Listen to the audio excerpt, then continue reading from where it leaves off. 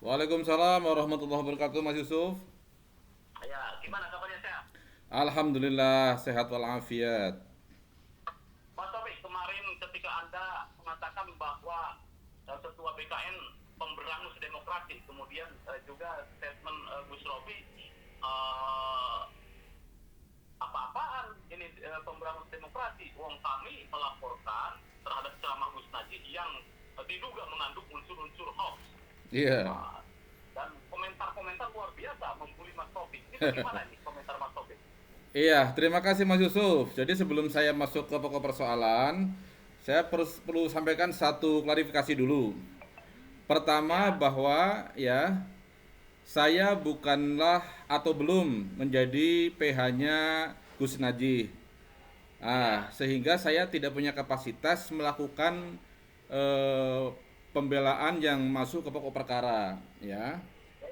Sehingga di sini saya lebih eh, menempatkan diri sebagai seorang ahli. Kebetulan saya adalah seorang advokat, seorang praktisi hukum, sehingga punya kapasitas berbicara tentang persoalan politik maupun hukum, karena kebetulan master saya adalah master politik hukum Islam. Jadi ini posisi yang menjustifikasi saya bahwa saya punya hak berbicara atas nama hukum itu. Nah, dan kemudian juga pendiri ini ya, pendiri Asosiasi Pengacara Karya Indonesia, begitu nah ya? gini, ini yang ada banyak disalahpahami oleh publik, oleh netizen. Bahwa saya mendirikan Asosiasi Pengacara Syariah Indonesia itu bukan karena euforia terhadap persoalan kesariahan yang kadang-kadang orang kita itu alergi dengan simbol-simbol agama kan begitu. Sedikit-sedikit syariah ini Ya, syariah, ada bank syariah, ada asuransi syariah, ada keuangan syariah. Ini rupanya ada sebagian yang alergi. Nah, saya kasih penjelasan di sini bahwa APSI itu bukan seperti yang Anda bayangkan sementara ini, ya kan? Karena ya, saya mendirikan APSI ini dalam rangka memperjuangkan kesetaraan gender antara alumni dari Fakultas Syariah di IAIN maupun UIN yang sekarang itu untuk sejajar dengan Fakultas Hukum dari perguruan tinggi umum, ya. Dan ya, alhamdulillah sejak tahun 2003 berhasil menghantarkan alumni syariah untuk punya hak sebagai advokat. Dan sekarang, ya, para santri, alumni syariah, anak-anak Anda barangkali yang sarjana syariah itu sudah bisa ya berprofesi sebagai pengacara. Ini perjuangan sejak tahun 2003. Alhamdulillah anggota kami sekarang sudah ribuan se-Indonesia, menyebar di seluruh provinsi. Nah, itu alhamdulillah perjuangan kami dengan teman-teman dosen Fakultas Syariah. Jadi tolong jangan disalahpahami ya, bahwa asosiasi pengacara syariah itu bukanlah seperti yang sementara Anda pahami yang oke, baik. Ke katanya. pokok materi, Pak. Ke pokok materi bagaimana ini? Nah, Anda banyak juga dikecam oleh netizen. Banyak ya. tidak tahu mana yang hoax, tidak tahu mana itu kritik gitu. Bagaimana itu? Begini, jadi saya mohon maaf ini kepada BKN terutama ya dan para netizen. Apa yang saya tangkap dari ceramah Gus Najih itu sama sekali jauh dari hoax. Karena pertama ya, Gus Najih ini menganalisis berita-berita di koran terkait dengan persoalan vaksin, corona, bahkan tentang tenaga kerja asing yang datang ke Indonesia terutama Cina. Ini Gus Naji hanya membaca ya koran-koran atau bahkan ini konten-konten yang berisi tentang itu dan sumbernya jelas beliau sampaikan apa yang dikatakan oleh Sri Bintang Pamungkas tentang TKA juga benar, terus tentang vaksin. Nah, ini beliau hanya menganalisis begitu loh. Seperti halnya Harun Refli kan yang punya punya TV spesifik untuk menganalisis berita-berita itu yang disebut dengan Uber kan Ya, begitu. Ini yang terjadi pada Gus Naji. Jadi bukan original pemikiran beliau mengkritisi itu yang dituduh oleh si ketua PKN sebagai hoax. Enggak, itu yang saya anggap keliru BKN itu, Mas. ya, ya. Anda dari mana, Mas Taufik, bahwa tahu Gus Najih itu menganalisis dari pemberitaan-pemberitaan yang beredar di surat kabar. Loh, kan iya. Cek kebenarannya. Itu jelas. Enggak, di videonya jelas kok. Dia ungkapkan ini tentang apa TKA asing katanya dari apa sih Bintang Pamungkas, tentang vaksin ini berita-berita di koran, bahkan ada mau rencana pembunuhan massal. Semua beliau sampaikan langsung di video jelas, ya. Jadi di video diungkapkan, dia hanya membaca, hanya menganalisis itu. Jadi bukan pendapat pribadi yang terkesan ada mensrea, tidak ada. Itu yang saya anggap bahwa apa yang dituduh hoax oleh bagian itu sangat-sangat jauh dari itu.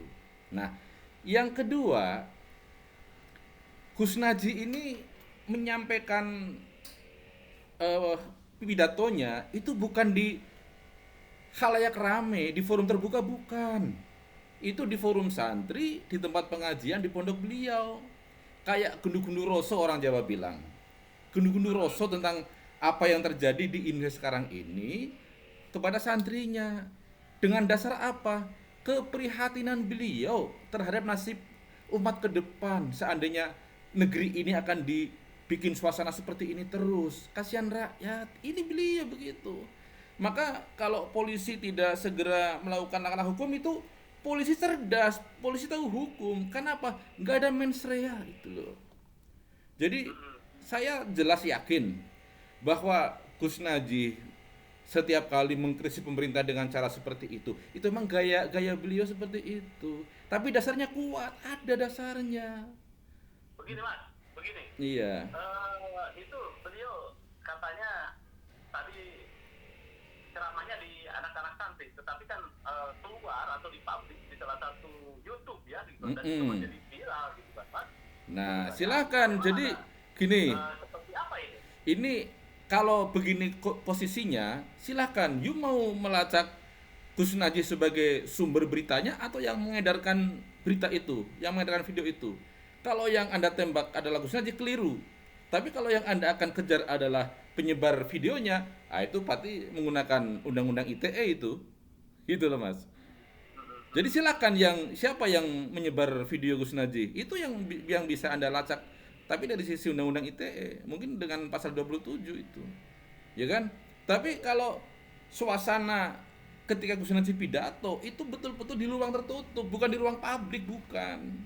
Nah, maka kok dianggap sebagai sudah melakukan apa langkah-langkah yang cenderung pidana, itu bagaimana logikanya? Ini nggak benar. Ini orang nggak tahu hukum, soalnya ini repot jadi kita ngomongnya. Ya, tapi kan dibidikannya bahwa tadi memang ada publishnya di beberapa YouTube dan itu menjadi viral. Nah, boleh. Jadi begini Mas Yusuf. Iya. Jadi boleh saja walaupun di tempat publik sekalipun. Contoh kasus Habib Rizik Syihab. Ya. Walaupun dia pidato di tempat umum, tapi coba dikejar sampai jauh. Memang kalau Habib Rizik mungkin akan sedikit berbeda ya, karena dia lebih provokatif, lebih akitatif kan begitu. Tapi Gus Najih itu dengan santun, dengan lembut menyampaikan itu. Dan yang saya tangkap, dan saya pun sudah kontak sebagian orang dekat beliau, yang jelas tidak ada mens rea, tidak ada maksud jahat, itu yang saya lindungi itu. Jadi seseorang ya kan, kalau menyampaikan sesuatu kepada pemerintah, ya itu sah-sah saja, karena ada dua orang yang bisa dikritik. Satu, pejabat negara atau pejabat publik. Ini boleh dikritik karena ini sebagai resiko jabatan. Kalau nggak mau dikritik, jangan jadi presiden, jangan jadi gubernur, jangan jadi bupati. Yang kedua, public figure atau public person lah katakanlah. Jadi saya, Mas Yusuf, Mas Rofi, itu kalau boleh jangan dibilang public figure lah, terlalu GR nanti. Public person ya. Resiko sebagai ketua BKN, resiko sebagai pengacara syariah, saya dikritik karena apa? Itu kondisi saya, posisi saya, begitu pula Mas Rofi itu sebagai public person. Nah, kedua orang ini bisa dikritik. Nah, maka kalau nggak mau dikritik jangan jadi public person, tidur aja di rumah. Kan begitu. Jadi Mas Rofi jangan tipis telinga gitu loh. Kalau nggak mau dikritik, ya tidur. Kalau nggak mau kritik, nggak usah di ketua PKN saja lah. Ngapain jadi ketua PKN? Kan begitu. Iya, iya, iya, betul, betul. Iya. Oke, oke. Terus kemudian tentang ini bahwa dia bukan partisan, kemudian juga memang tugas dia salah satunya untuk meluruskan ulama agar tidak terkena hoax. Jadi bagaimana ini, Mas Rob? Nah, begini. Jadi saya ngomong ini by data, Mas. Saya ini lawyer, saya advokat, dan saya ahli hukum. Jadi nggak mungkin saya ngomong tanpa fakta. Banyak saya jumpai langkah-langkah BKN yang sangat partisan. Partisan jangan dimaknai anggota partai politik loh. Jadi sikap yang terlalu ngantok dalam bahasa Jawa pada kekuasaan itulah partisan, ya. Karena apa? Dia ini semestinya adalah civil society, tapi dia masuk pada wilayah kekuasaan. Ini yang saya anggap partisan. Kasus Maksudnya contoh. wilayah kekuatan apa nih? Nah, di sini contoh. Ketika kami, ya, kebanyakan muslim akan bereaksi ketika Pak Jokowi mengajukan Kapolri yang mohon maaf nih, non muslim gitu kan. Kita bersuara. Tahu-tahu apa sih, PKN sudah muncul di layar, bahkan mengatasnamakan kiai, ya, mendukung, ya, calon Kapolri pilihan Jokowi ini. Jadi tolong, jejak digital itu kejam, ya. Jadi jangan main-main dengan Mas, digital. Mas, hujan, Mas hujan, tapi tidak masalah gitu aja. Oke, Mas. Artinya kan sama, Mas Taufik juga punya kewenangan, punya hak untuk mendukung Kapolri yang diinginkan. Kemudian juga BKN pun sama, punya hak Cuma untuk begini, mendukung beda. Kapolri yang diinginkan. Kan Nah, begitu, begini, Mas. ketika saya melawan kehendak presiden, saya bukan partisan. Karena saya membawa suara dan kepentingan rakyat banyak, ya kan? Tapi ketika Rakyat posisi, yang mana itu, Mas? ya, rakyat yang dalam tanda kutip yang tidak menghendaki apa atau yang menginginkan Kapolri itu, ya, karena ini lembaga tinggi negara, ya dipimpinlah oleh mayoritas muslim lah, karena kita kan negara. Nah, tapi ketika ada sekelompok orang atau bahkan LSM yang tahu-tahu meluncur ke istana atau bahkan ke DPR mendukung, ini namanya partisan. Ingat, Oke, oke. karena dia tidak memperankan diri sebagai civil society, bukan, tapi dia seolah-olah sebagai corong kekuasaan gitu loh. Tapi kalau saya mendukung orang lain, ini saya sebagai civil society gitu loh. Oke, oke. Nah, Oke. yang kedua nih, kalau ingin tahu bukti bahwa si Rofi itu sangat partisan, selalu membela buzzer, ya, ketika buzzer dilawan oleh masyarakat, ya, diserang oleh masyarakat, bahkan ketika Abu Janda melecehkan Islam, tahu-tahu Gus Rofi membela dengan mati-matian. Bahkan atas nama ulama memberi maaf kepada Abu Janda. Apa-apaan ini? Ingat, buzzer itu dibayar oleh pemerintah, dipelihara oleh pemerintah. Lalu terus Anda apa? Anda dibayar juga oleh pemerintah? Kalau Anda dibayar, berarti Anda sama dengan buzzer dong. Mas, Jadi, klarifikasi, Mas. iya. Klarifikasi bahwa buzzer itu dibayar oleh pemerintah mungkin sangat tendensius ini. Saya pikir koreksi ya, Mas ya. Takutnya tidak sesuai dengan fakta dan data itu, Mas. Pengakuan resmi dari Abu Janda loh ya. Dan coba fakta, aku ada fakta kok kalau buzzer itu digaji oleh negara. Tapi kalau mau disebut jangan ada masalah lah. Tapi yang jelas buzzer itu piaraan pemerintah gitulah. Entah siapa yang memelihara kan gitu. Artinya mungkin sikap politik gitu kan ya, bukan dipelihara. Masa pemerintah memelihara buzzer, tapi kan seperti tadi kalau simpatisan, Iya. berarti simpati kontribusinya terhadap pemerintah, membela kepentingan pemerintah, Iya. gitu kan ya. Dan itu merupakan hak seseorang gitu kan ya. Iya, betul. Berada di posisi yang mana, kan begitu, Mas. Betul, bisa. Iya. Iya. Di negara demokrasi. Nah, cuma begini Mas. Ini masih saya lanjutkan tentang sikap yang tadi saya ungkapkan, ya. Oke. Negeri ini, ya, kan buah pembangunan masa lalu, kan begitu. Ada dua pintu masuk demokratisasi Indonesia. Pertama, ketika reformasi 98, ya. Ini korbannya jelas para mahasiswa. Dan pemerintah setelah 98 ini menikmati buah perjuangan reformasi. Jadi kalau zaman Gus Dur ada demokrasi, zaman SBY ada demokrasi, sekarang demokrasi, itu bukan produk pemerintah sekarang, bukan, tapi produk reformasi. Ini yang perlu dicatat, ya. Yang kedua, ini yang sangat konstitusional.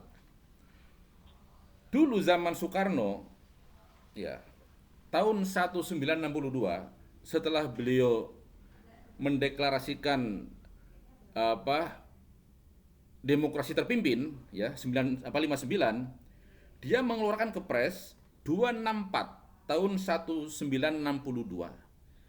Ini bentuk otoritarian Soekarno, memberangus semua kelompok-kelompok radikal atau kelompok-kelompok civil society yang cenderung tidak mendukung kepentingan presiden. Ada beberapa nama, contoh, ada dulu Liga Demokrasi, Rotary Club, Defend Life Society, Virgin Rain Logo, Moral Hairman Movement, Unseen Mystical, Organization of Rosy Crucians, dan yang terakhir organisasi Bahai. Ini yang kemarin Menteri Agama kita mengatakan sebagai agama Bahai itu keliru itu. Ya, adanya ini pada tahun 62 sudah ada di Indonesia, Pak. Itu diberangus oleh Soekarno. Ini bentuk otoritarianisme Soekarno di saat dia sebagai panglima tertinggi dan pemimpin Republik ini sebagai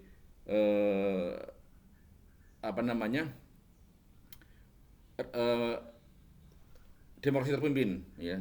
Jadi demokrasi terpimpin itu adalah demokrasi yang seluruh kebijakan dan keputusan itu di tangan presiden seorang diri. Nah, Oke Mas, kembali ke pokok masalah. iya. Ini kan masalah Gus tadi seperti tadi Gus Rocky dipandang bukan partisan tetapi partisan juga ya. Iya. Menurut sampean itu ya. Betul. Nah, kemudian langkah BKN bahwa melaporkan Gus tadi ya karena untuk menghentikan gitu, memberikan edukasi agar tidak terpapar hoax, kan seperti itu gitu ya.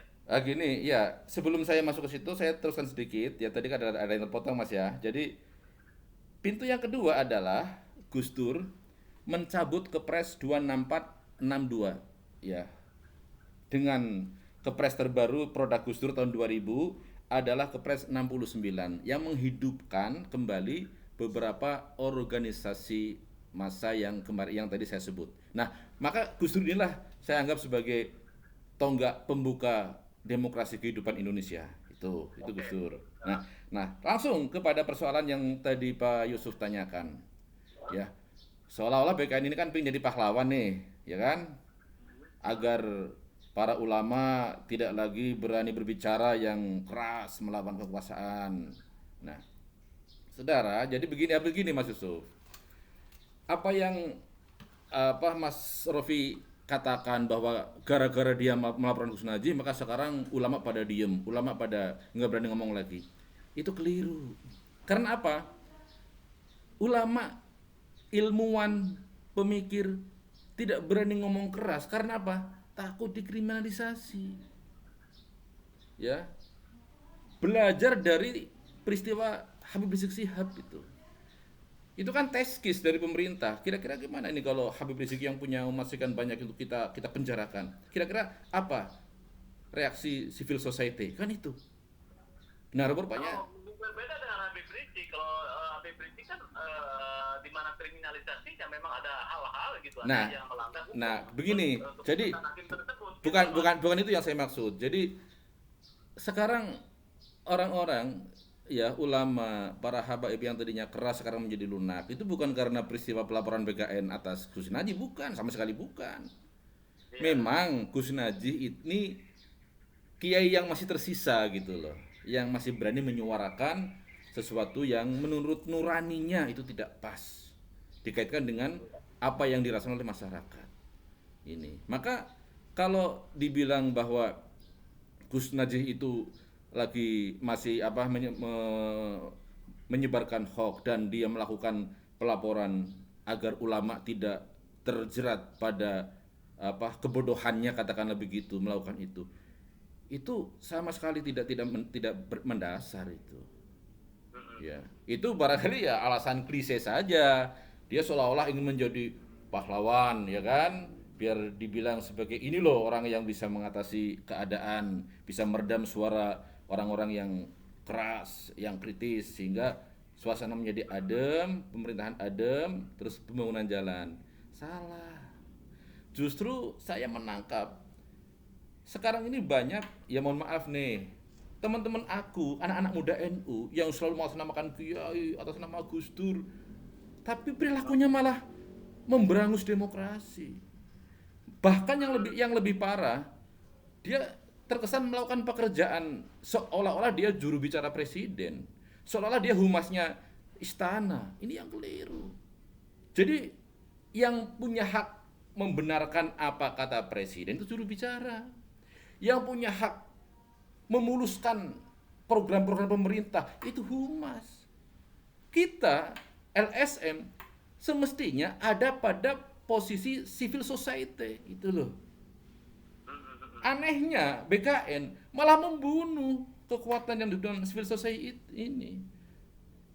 Kesannya kalau ada kekuatan yang sedemikian signifikan bisa mengganggu roda pemerintahan, ini yang keliru. Demokrasi akan mati kalau civil society dimatikan. Itu loh Mas. Maksudnya dalam rangka dibunuh, dilaporkan ketika ini seperti itu. Iya. Jadi nggak usah dilapor-laporin lah, ngapain. Jadi banyak perilaku yang saya anggap lenjeh itu.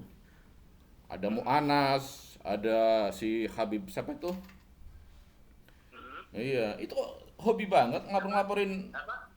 Habib Habib Mu'anas, Habib Mu'anas, sama satunya yang sekretarisnya siapa itu? Habib siapa itu? Habib Husin. Habib Husin, ya. Kok seneng banget sih ngelaporin ulama atau habaib yang sedikit vokal? Ya, kayak nggak ada pekerjaan saja gitu loh. Padahal belum tentu, ya, belum tentu yang dibully, yang dikerjain itu marah. Contoh kasus apa sih, apa ditangkapnya siapa itu yang ngelaporin Ya. Habib Lutfi, Habib Lutfi. Hah? Yang laporin Habib Lutfi siapa itu? Yang kemarin meninggal di penjara. Hah? Hah? Yang laporan Habib Rizik kurang tahu saya. Nggak, yang laporin Habib Lutfi yang meninggal di tahanan. Maher, contoh ya. Ya. Coba pikirkanlah yang lebih jernih. Anda bukan pihak yang iya, Tapi jadi begini, Mas. Dalam etika sosmed, etika digital ya, mm-mm. etika digital itu memang ada berbagai penanganan yang ketika hoax atau ujaran kebencian itu ada. Yang pertama gitu ya, Mm-mm. bisa dilakukan dengan pendekatan teknologi, kemudian pendekatan kultural, kemudian juga pendekatan hukum. Kan dijamin Betul, seperti itu. betul. Gitu loh, Mas. Nah, cuma begini, sekali lagi, kalau kita merasa ketika ada kritik yang dianggap kelewatan, ya, kita juga harus objektif dong, karena banyak juga buzzer-buzzer yang kelewatan dalam membela presiden, malah bahkan terkesan sangat merugikan negara kan, merugikan presiden seolah-olah. Nah, ini Contohnya apa itu? dia kemarin lah banyak kayak si apa eh apa ucapan si ini si siapa itu? Ada Armando bukan? Denny Sregar, termasuk Denny Armando juga, ya. Terus sekarang ada si orang peneliti si Kodari juga mengusulkan yang tiga periode. Ini kan langkah-langkah yang semestinya kurang elok lah begitu. Ya, ini. Oke, oke. Nah, maka gini. Jangan mulai Pak Master. Iya. Sekarang kan persoalannya Iya. gitu kan ya. Nah, masuk Antara begini. Pelanggan Syariah versus dengan ketua BKN. Nah, Iya. kira-kira bagaimana nih? Apakah bisa duduk bersama untuk berdebat atau memberikan sebuah persepsi terhadap persoalan ini? Karena kan Mas Taufik bilang bahwa BKN itu pemberangus demokrasi, sementara BKN ini akan menyelamatkan negara ini dari unsur-unsur hoax. Kan seperti itu apa persoalannya? Begini, jadi saya percaya bahwa PKN banyak didukung oleh kalangan muda NU atau mungkin bahkan para ulama. Tetapi langkah-langkahnya, sepak terjangnya ini bagi saya ini sangat kontraproduktif dengan apa yang dia embel-embelkan bahwa saya adalah kadernya Gus Dur, saya harus perjuangan apa yang Gus Dur perjuangkan. Itu keliru itu. Gus Dur itu pembina civil society. Tapi BKN membunuh civil society. Ini yang saya anggap kontraproduktif di situ itu. Nah, maka Oke. ayo kalau kepingin meluruskan pembicaraan ini dari aspek manapun, saya ladenin. Saya tantang ketua BKN untuk bicara dari aspek mana? Dari aspek politik atau dari aspek hukum? Ayo. Kebetulan saya punya keahlian di bidang itu. Dan jelas pendidikan saya, ya, master saya adalah master politik hukum Islam. Jadi saya punya kapasitas untuk berdebat dalam persoalan hukum. Silakan hadirkan teman-temanmu yang pakar-pakar di bidang hukum. Saya ladenin itu.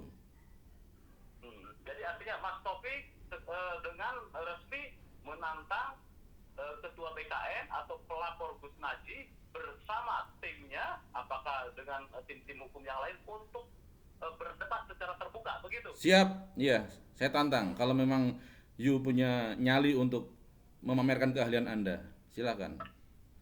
Oke, oke. Baik, Mas Taufik, terima kasih atas bincang-bincangnya. Semoga perhelatan ini, gitu kan, ini perhelatan akbar ini kan. Iya, iya. Perdebatan akbar antara pengacara syariah versus pelapor Gus Najih segera terwujud ya dalam Iya. satu meja, dalam satu forum. Ya, Mas Taufik ya. Siap, siap. Oke. Ya, baik. Terima Ya. kasih Mas Taufik. Terima kasih. Ya, pemirsa, demikian bincang-bincang saya dengan pengacara syariah, Ketua Umum Pengacara Syariah, Mas Taufik SHMH. Kita tunggu kapan ini perdebatan sengitnya antara pengacara syariah versus Ketua BKN. Terima kasih Mas Yusuf. Jangan lupa like, share, subscribe pada Suara TV. Wassalamualaikum warahmatullahi wabarakatuh. Waalaikumsalam warahmatullahi wabarakatuh.